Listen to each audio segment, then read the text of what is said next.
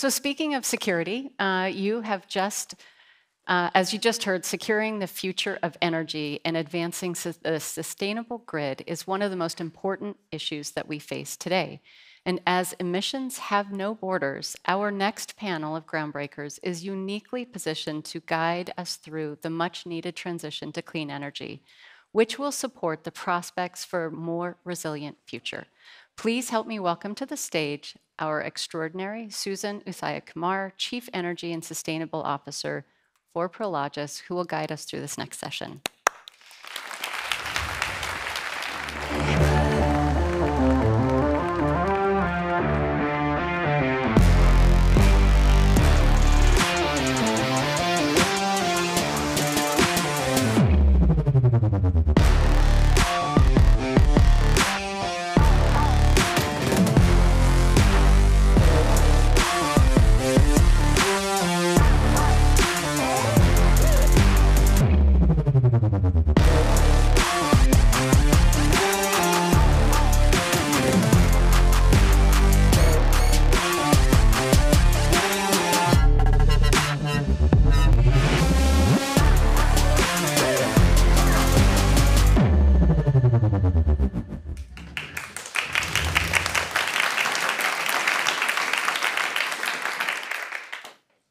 Well, hello, everybody. That is a tough act to follow.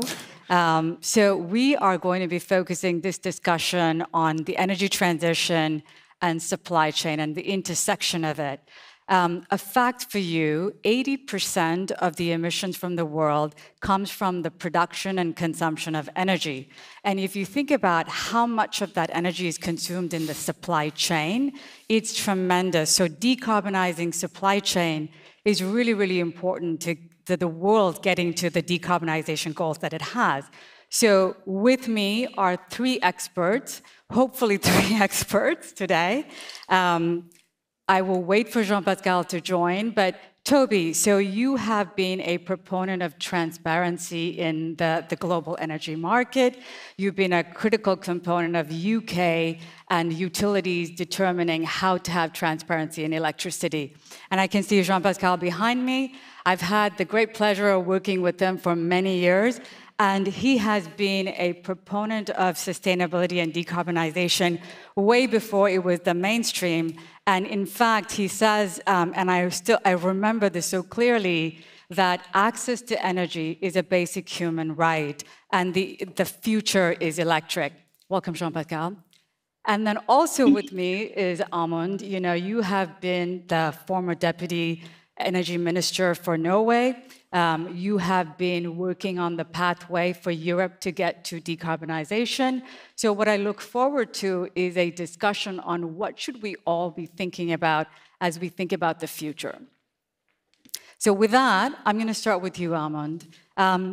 When I look at the European energy landscape, or the European landscape, there are so many policies and regulations that are coming into play that have implications for businesses.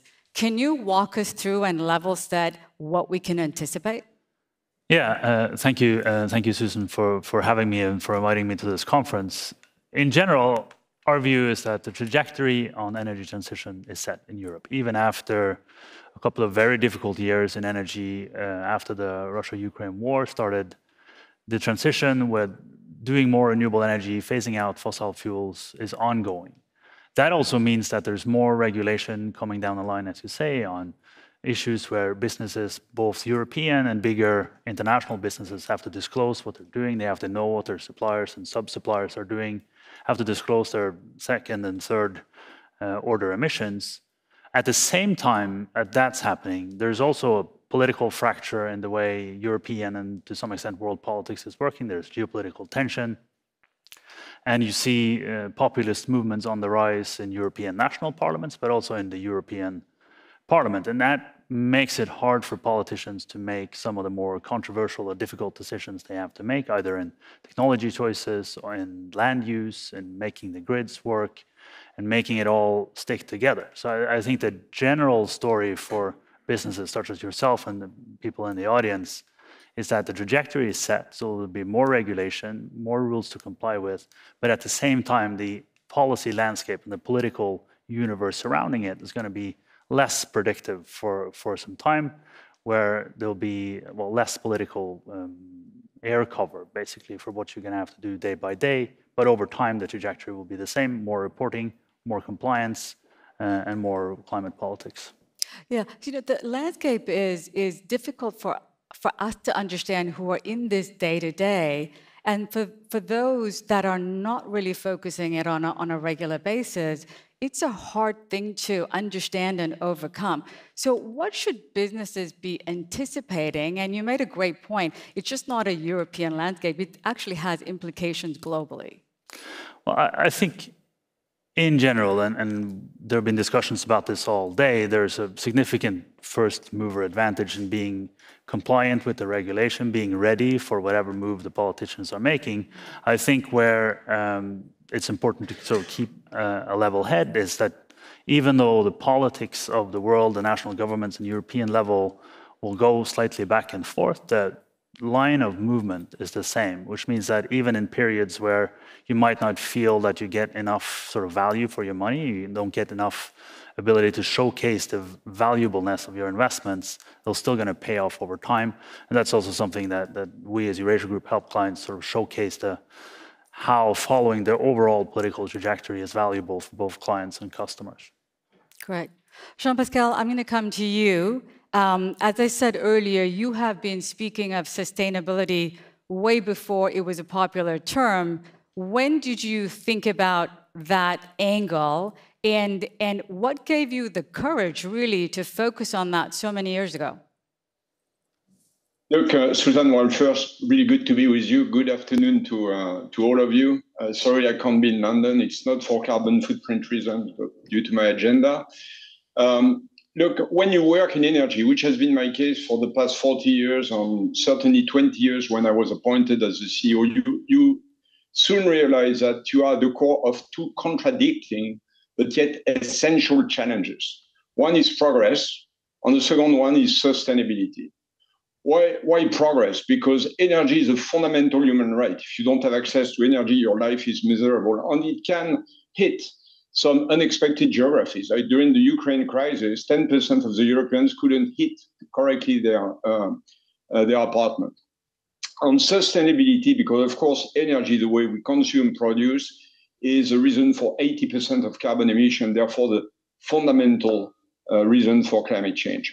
When you look at it, the challenge is really huge. When you look at the next 25 years to come, we've got to provide energy to 5 more billion on the planet.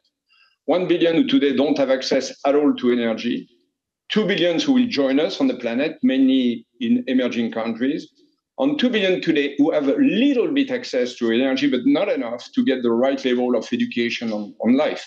5 billion, which is doubling up to where we are today. So the mountain to climb is huge. And at the same time, we know also at the same time, we have to reduce the level of carbon emission by a factor of 2.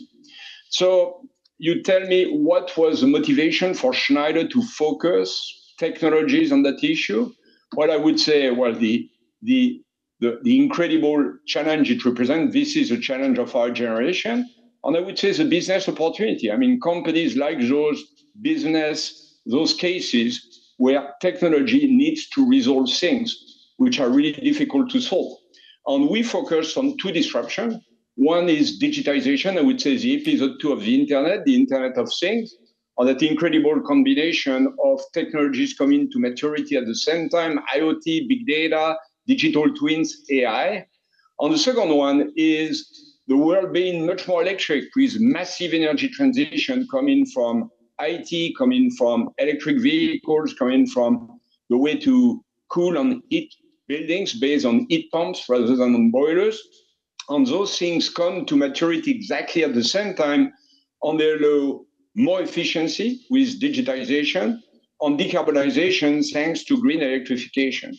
So what we do, we provide, or we started the journey with our customers, with users, so that they can measure, understand the data thanks to digitization. They can save energy because machines are much better at managing buildings than human beings. Electrifying the processes is the only way to decarbonize and take out combustion, therefore carbon. on decarbonized energy by producing locally energy or sourcing green sources of energies. And these proved to be the right choices. And some people may have the impression that we're already far in the way of those two transitions for decarbonization. The reality is that we've barely started.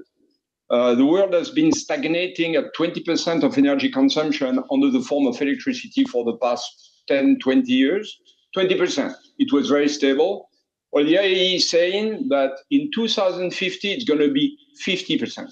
So we've never seen a transition like the one that's going to happen in the direction of electricity in the next coming 25 years. On 25 years is now, right? It's starting now, and it's going to be the lifetime of many of our buildings, installation, and companies. And we can say, well, our buildings are digitized. Well, the reality is that in the most advanced countries, less than 10% of the buildings are efficiently digitized to control energy. So it's really just the beginning of those transitions. And for us, as a company, it has represented a complete repositioning. We've turned to be a large digital company now, of course, leading the electrical. 70% of the engagement with our customers have a component of efficiency and sustainability. We are the leaders in electrical infrastructure for data centers, which are, of course, representing a huge or undergoing a huge transformation with AI at the moment. And 50% of our business is in new economies, because this is where the big topic of building the new cities and buildings is happening.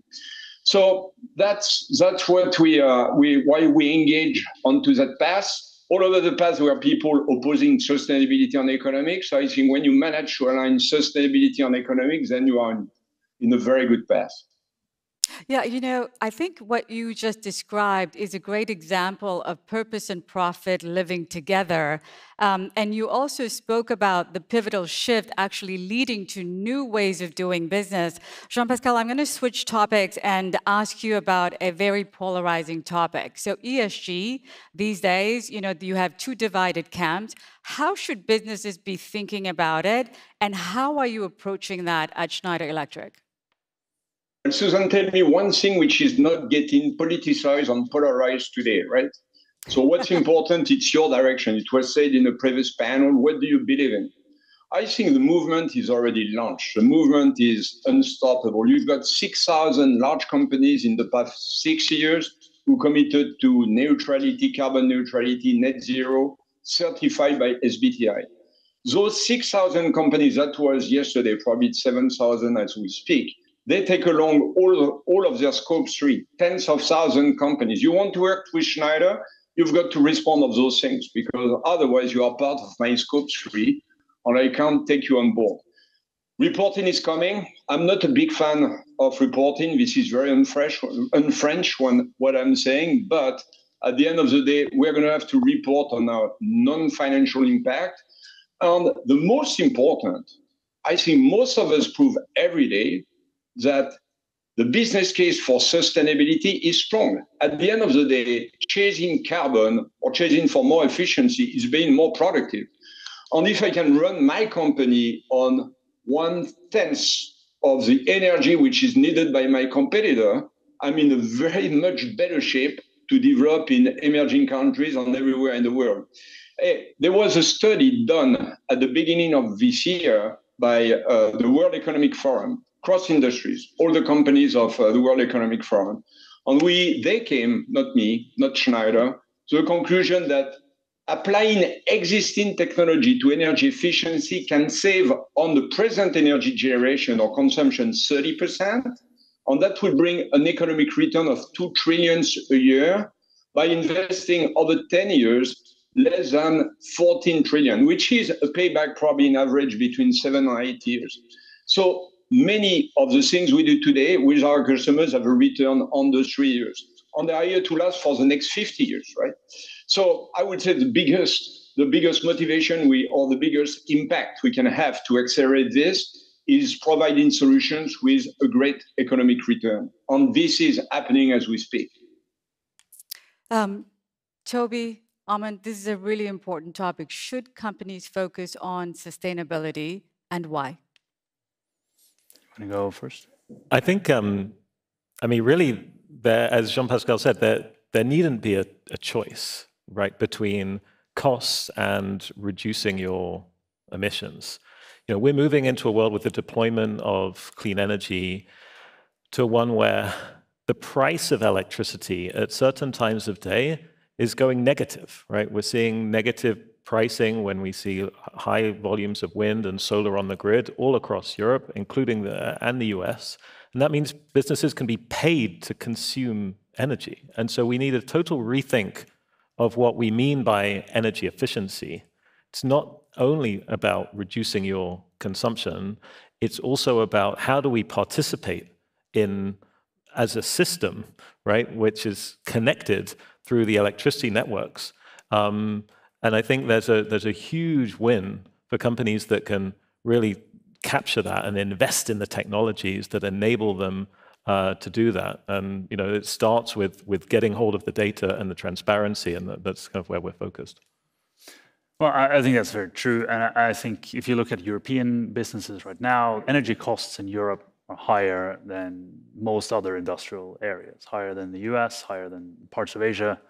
So if you can do what you're doing today with less energy, that increases your competitiveness. That's kind of also aligned through the Draghi report that was mentioned earlier about European competitiveness. There's an obvious truth to the fact that if you use less of a scarce and sometimes expensive product, you'll be more competitive, right? And also, I think this ESG as a controversial topic, I think there's politics on top of it. In general, it's obviously a good business case if you can use less energy, use less water, have less of a negative impact on the world around you. And then I think a lot of people joined the ESG bandwagon at a time where, say, the large oil companies weren't really making any money. They were improper business processes. And now, in a time where oil companies are making a lot of money, then a lot of people are trying to say, well, I might want to just go back to making all of the money. But I think in general, that's a short-term view. So if you're a long-term investor or a long-term company, keeping in mind your impact on the world around you is obviously a good thing. Yeah, I absolutely agree. Use less emissions, greater cost advantage, and the competitive advantage. Jean-Pascal, I'm going to come back to you. So Schneider Electric has a massive supply chain. And supply chain decarbonization is the one that's really challenging because not everything is in your control. Can you speak to us about how did you approach it? And you're also a customer of ours. And what is your expectation of the world's largest logistics real estate company? Look, Susan, our supply chain has been very topical for all of us over the past 5 years with all the disruptions of the world. So I think everybody had to become much better at supply chains. We are not as big as Prologis, of course, but we have 200 factories, we have 100 distribution centers. They are in 45 countries, serving more than 100 countries. So it's a very complex supply chain. We work with a lot of suppliers. We work with a number of integrators. And just to give you the example of Schneider, which is probably similar to many companies, 99% of our carbon footprint is with the scope 3. So our suppliers, 14%, and our customers, 86%. So I can work as much as I want on my scope 1 and 2, which is really easy to do. But the biggest stake is really with the scope 3. On where we see, as we are working a lot on our supply chain, on the technologies that I mentioned before, we became also a consultant in carbon reduction. And today we work with 40% of the Fortune 500. And I would say everybody has their own issues, their own problems, their own challenges. But the biggest problem we face normally is, number one, most of the companies don't know where is their carbon footprint, which is largely linked to their energy consumption. So they have no clue. I think most of the CEOs know to the decimal their cost in IT, much less know their to the decimal the cost of energy they are bearing every year. The second thing is they really bump on their scope 3. How do they work on the scope 3, which represents, 90%, in my case, 99% of what we do. So I would say, rule of common sense, what gets measured gets done. first thing is to know in detail where your energy consumption is, where your CO2 is coming from, and track it. And that used to be very difficult. That's now pretty easy with digitization. So that's what we do with all of our ecosystem, and that has bear fruit, because once you know where it happens, then you can strategize, and you can work with your own company, with your suppliers, on targeting, on focusing, on prioritizing on your customers to know where are the biggest impacts. So, and then you need to mobilize, and you need to collaborate and work together. And I think the conference today is a lot about that. You can't win in carbon alone. You win as a team. So I'll take you through a few examples that we have applied. Today, we are measuring the carbon reduction we provide to our customers for the biggest projects we do with our customers. That's probably 25% of the turnover of Schneider. Today, we help our customers in average save 100 million tons of carbon a year. Our total carbon footprint, scope 1, 2, 3, is 60. So technically, we are already net positive. And we'll keep doing that. Suppliers, we have engaged with our top 1,000 suppliers to help them reduce their own carbon footprint, scope 1 and 2, by 50% in the next coming 3 years. That has been really very productive, because by doing that, when deeper in the processes, it also carried interesting discussion on many other things, like how can we streamline the processes, the flows, how can we work better on quality, how can we understand each other better. That pushes things to a very deeper level. And beyond that, but it's not related to our carbon footprint, we also work with communities around our plants, around our logistics centers, to help communities, especially in emerging countries, to get access to clean energy. So doing that, we also realize that everybody is facing the same issue. Like, everybody is turning to their suppliers and try to decarbonize. So we work with line of business like pharmaceutical. We realize that our 10 major pharmaceutical customers were all speaking to the same suppliers to decarbonize. And we coalesce forces, suppliers, customers, Schneider, to launch an operation called Catalyze, where we help suppliers to decarbonize, and it benefits the whole value chain of this. And we're going to be facing more and more of this. We did the same thing with, it's called Energize, sorry. We did Catalyze with semiconductors. We do Materialize with mining, but it's sort of mapping the ecosystem and working together so that everybody benefits. But I would say first is getting your data right. Understanding where things are happening. You can not run AI on good software if you don't have the right data, which needs to be contextualized. You need to understand that this energy data is linked to these assets, is linked to this, and that. And that is relatively easy, but it needs thinking long-term to know exactly what you need and to connect with your ecosystem. You know, when I think about the need to get to decarbonization, to get to net zero goals that countries have and companies have, it's not an easy path, because it's not like it's been done before and we're following a playbook. So it really takes the ecosystem to work together. On that note, I would like to ask the three of you if there's one thing that you would want to leave the audience with in terms of what they should be doing, thinking about. What would that be? And I'm going to start with you, Amund. Well, thank you.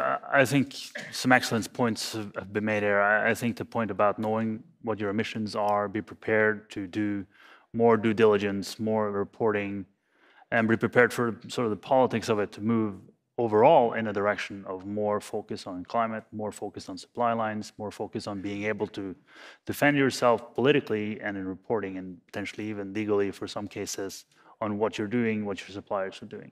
And I think you need to be doing that while allowing for some chaos on the political scene, right? So there's geopolitical tension between the great powers.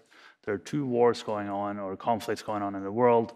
So you have to sort of be able to do long-term thinking on your trajectory without being distracted by short-term fluctuations in policy, but understanding where it presents a risk for you and your supply line.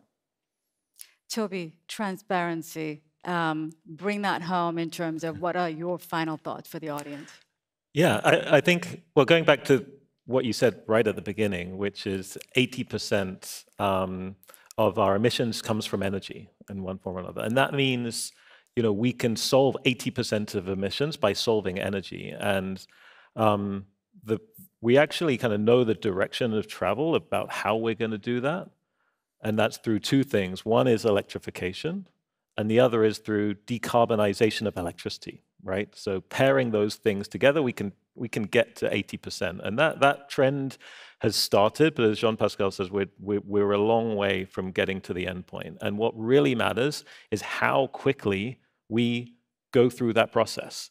If it takes 30 or 40 years, we don't have a future as a planet, right? But if we can get it done in the next 20 to 20 years, we have a chance, right, when it comes to climate change. And so this is the most important, topic of our times. And I want everyone to kind of be aware that they have a choice, right? And one of the biggest choices that you can make as an organization is, where is my energy coming from, right? Like, am I sourcing electricity from fossil fuels? Am I sourcing electricity from clean energy? And our whole reason for being as a company is to make that choice not only possible, but credible. And by bringing transparency to the electricity system, we've developed a technology that enables us to kind of track digital tags throughout the energy system from generation to consumption. So if you're a customer of one of the many utilities that we work with around the world, you can actually get your hands on this information.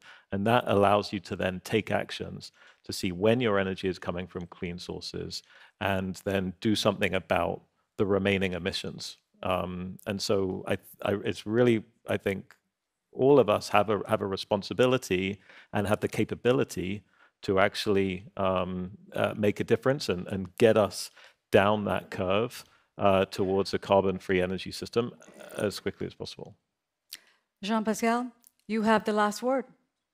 Yeah, I'm excited by two things. Number one, it's all really about execution. And as good business guy or industrialist, I like things that we can execute. 70%, not me speaking, of carbon emissions in energy can be eliminated with existing technologies. And I would add to electrification and decarbonization that Toby mentioned, of course, digitization, because somewhere the world we operate in is very poorly digitized with respect to many other environments. So it's really about deployment, right? Deployment and changing the way we design, the way we operate, the way we maintain things. And this has multiple other benefits. The other thing that I'm very excited, I believe in people, I believe in entrepreneurship. And energy used to be that big thing that somebody is taking care for you. There was big utilities, the big oil and gas companies, the big grids and everything. But the evolution of energy, which means that you can reposition your consumption into your smartphone or into a control room, and the fact that you can equip your place, your building, that suddenly is becoming a power plant because it has solar panel and batteries locally, or you can become your own gas station because you power EV from your own installation, makes that now energy is a question on or the responsibility of the empowerment of all of our companies. So we can be all made responsible on what we do there. We can all grab this in our hands and finally get control of it, and not to be submitted to all the variations of the geopolitics, the price of this, the price of that, which are wearing a lot on our P&L and on our companies. Those are the two things. We can do it now, and it's really back to all of us, rather than things that comes from very centralized organizations on which we have little action. Thank you very much. Leadership matters in everything that we do, but in this space, it really matters. And I really appreciate the leadership that all three of you have shown in this space.